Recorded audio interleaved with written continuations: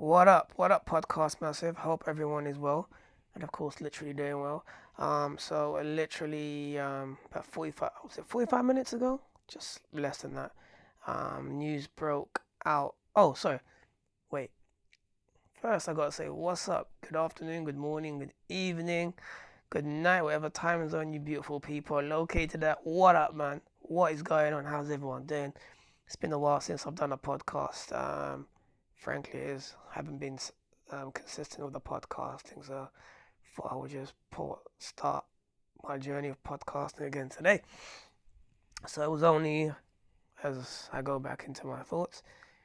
I think it was 30 minutes ago that news broke that Benedict Cumberbatch, who plays Sherlock and of course plays Doctor Strange, is going to be in the new Spider-Man 3 movie. So we have what's his name, Jamie Foxx, back as Electro in Spider-Man 3. Everyone was like, what?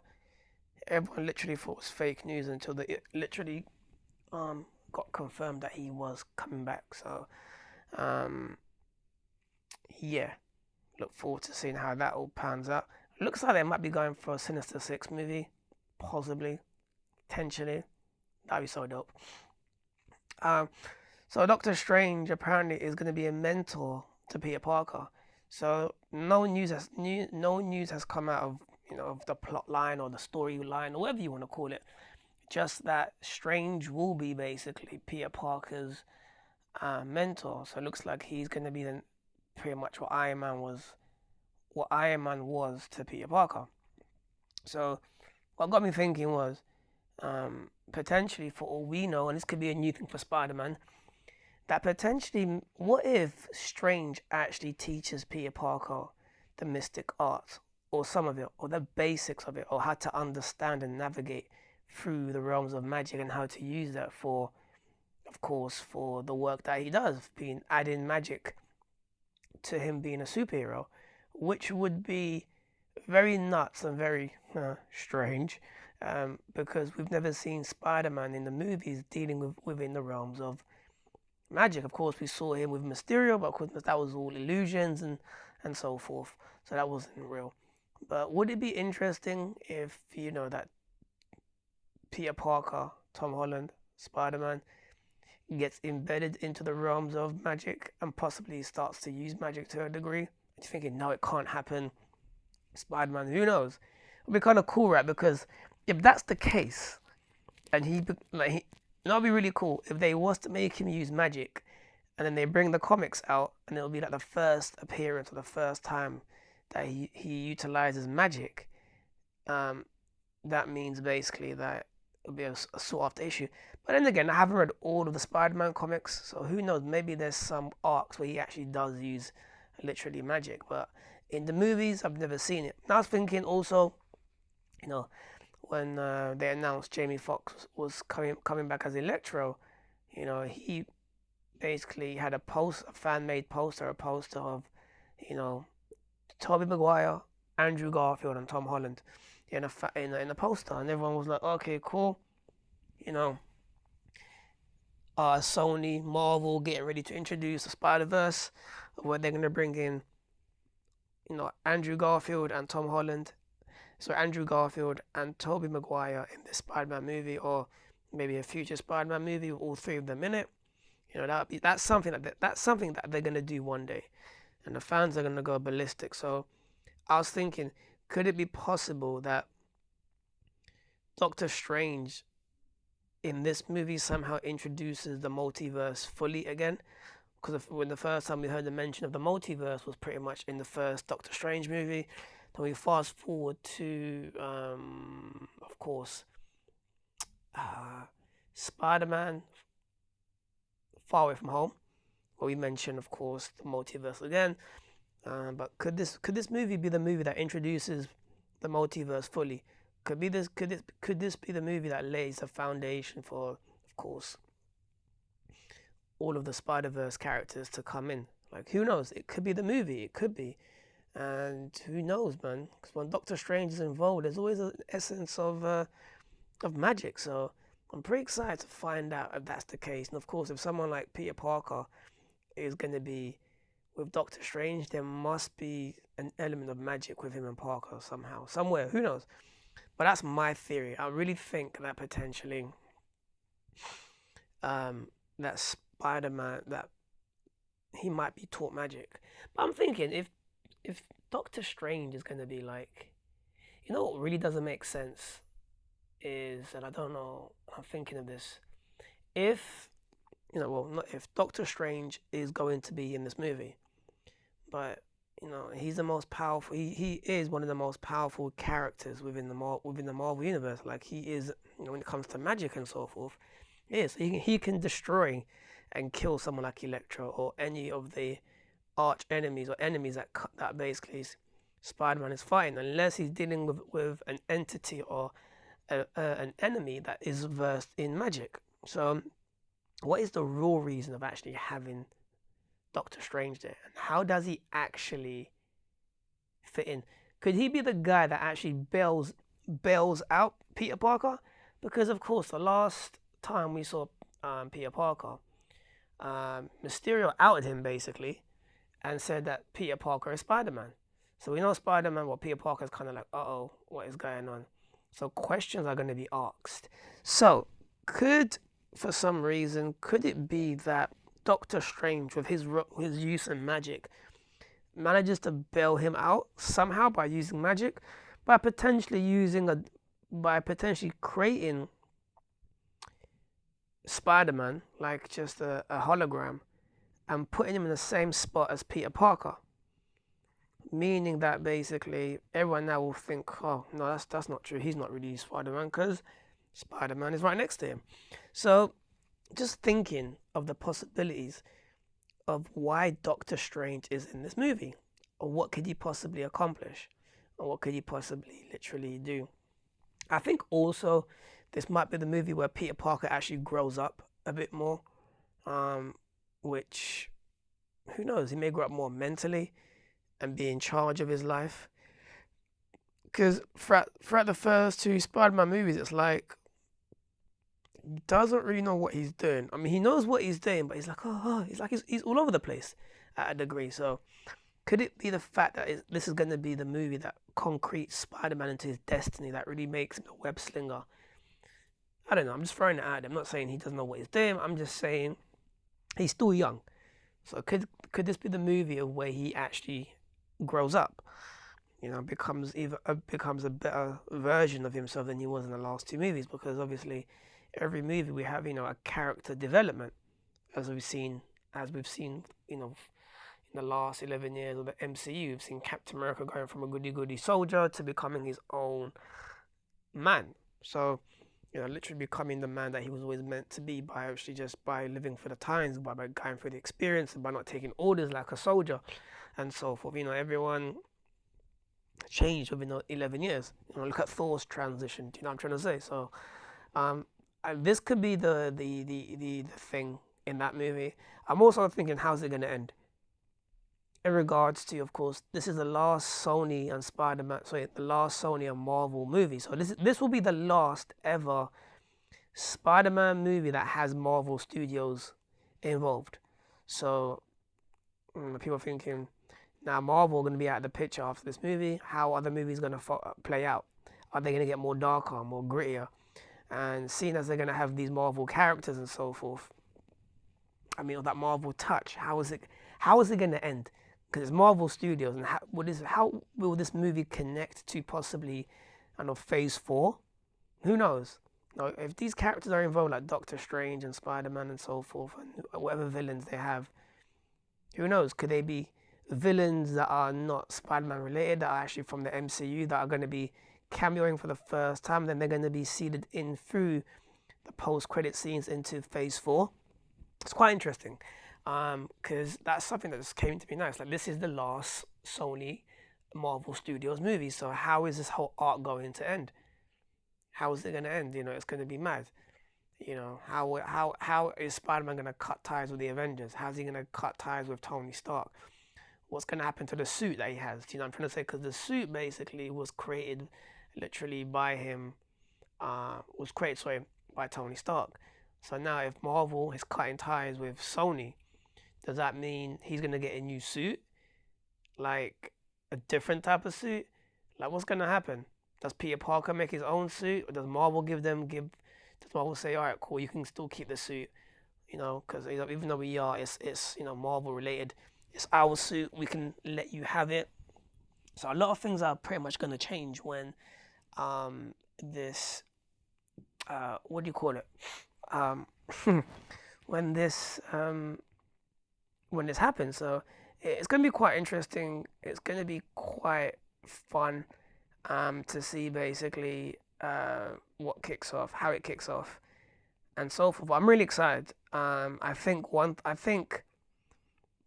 for them to have the Electro in this movie again, I think they're gonna do Electro justice because the Electro we had in the last movie was total garbage, total garbage, 100%. It was just so bad, such a poor excuse of an Electro. And to be honest, in my personal opinion, Jamie Foxx didn't suit basically Electro. But saying that, could he actually have suited Electro? But he done a bad job because the way the movie was scripted, was edited, was scripted, was produced, how the character was just total garbage and baloney. Could that be the case of why he played such a bad role? Literally as Electro. So I'm willing to pretty much give Jamie Foxx pretty much a pass because that movie that we saw, The Amazing Spider-Man, it was just total garbage.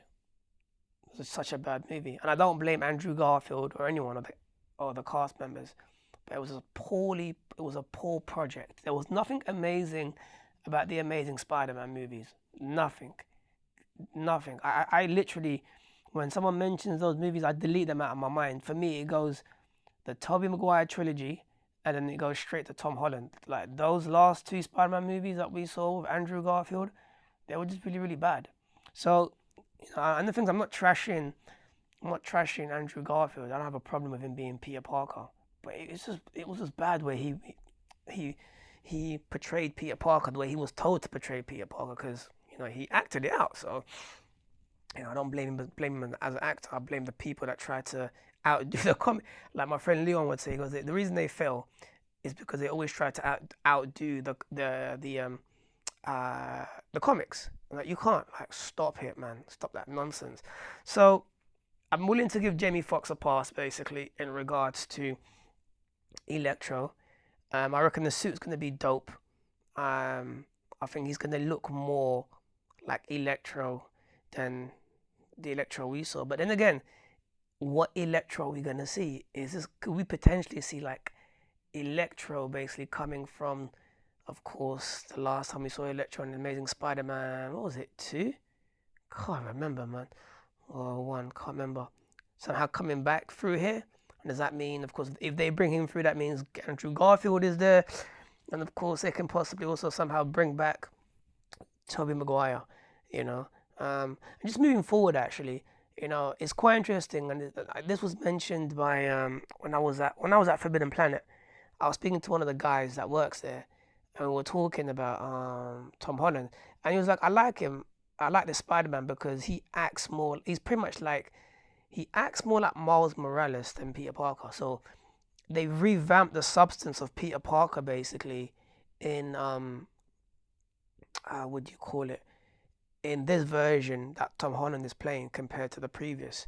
Because if you look at Peter Parker if you look at Tobey Maguire, he was literally like Peter Parker in the comics. He was very calm, very quiet, very geekish, didn't really speak that much, didn't really smile that much. He was just a geek. And then, in Andrew Garfield's Spider-Man, he was just depressed. He was just really depressed. Like, why are you depressed, bro? Come on, it's Peter Parker here. Anyways, we move forward basically to Tom Holland. He's more bubblier, he's more active, he has more oomph in him. It's like they've put Miles Morales in Peter Parker. So Peter Parker has been revamped basically, and they revamped him basically for the era we live in. So, when I see Peter Parker, even though he's in school, he still acts like he's got a lot of oomph in him. Like his persona, the way he connects with MJ, everything. He hasn't got like funny what Peter Parker hasn't got. He hasn't got that in right now in the Tom Holland version. He hasn't got that nerdy aspect to him. But that's something that potentially can, of course, can be brought into the comics or when he does his thing, because he's still a smart kid, you know, made his suit and so forth. But they haven't really tapped into that. And I think they've done that for a particular reason. But it's just nice to see how they've revamped Peter Parker, I don't have a problem with Tom Holland's Peter Parker and what their take on him. It's pretty cool. It's pretty fun. It's very light-hearted. But of course, I love the old school Peter Parker.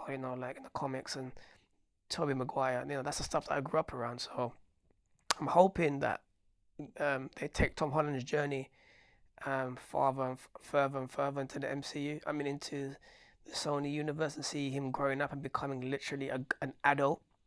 Imagine they take like a 3 to 4 year gap, 2 year gap, and then he pops up as Spider-Man. He's older, more wise. I don't know. It's interesting to see Tom Holland's sorry, I'm trying to speak slow.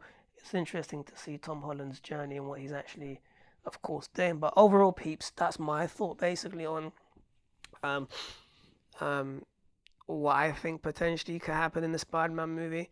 Everyone is going for, of course, the Spider-Verse, and of course, Into the Spider-Verse, and of course, this could be the movie that sets the foundation for it. Who knows? If it's good for money, Marvel and Sony will give you a Spider-Verse, and of course, Spider-Verse movie. But of course, this is the last Marvel and Sony movie, so it's going to be quite interesting to see how Sony move on forward without Marvel. Or potentially, could we just hear some breaking news that says, yeah, cool, what do you call it? Marvel are going to be back for the next movie, or if they do a Spider-Verse movie with Andrew Garfield, Tobey Maguire, and Tom Holland, could this be the one where Marvel just mysteriously comes in and says, we've cut a deal, we're gonna work together again? So overall, I'm excited because I love Spider-Man as a character.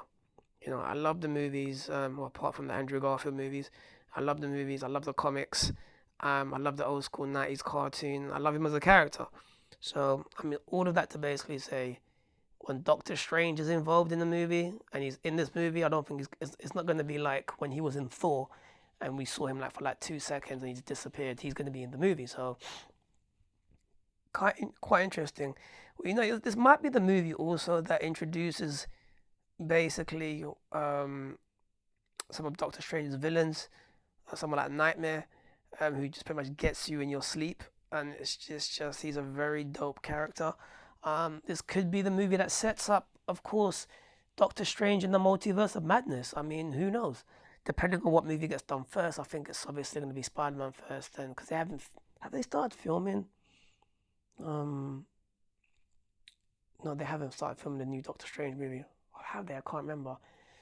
Let's say, for example, in Doctor Strange in the Multiverse of Madness, imagine that's the movie that sets up basically the Spider-Man universe. Who knows? But we all know that the Doctor Strange movie from the Daily is called In the Multiverse of Madness. Pow. It's going to be the one, and it's going to be Marvel's first horror movie, so why not? Give it to me. Doctor Strange always was meant to be a horror movie. Horror. In the comics, you see that. In the old school comics, you see that. And even in the new books, it has the element of horror. Side note, make sure you pick up, if you're not reading, Strange Academy by, oh my gosh, Scotty Young, written and illustrated by, it's illustrated by Scotty Young, and I think it's written by him too. Check it out, it's an amazing book, dope book. But people, I hope everyone is well. That's my thoughts basically on Spider-Man, Spider-Man 3. With that being said, what's I going to say? Nothing really. I'm going to upload this onto YouTube, podcast and IGTV, and keep it basically moving. With that being said, subscribe, like, follow, and of course, question,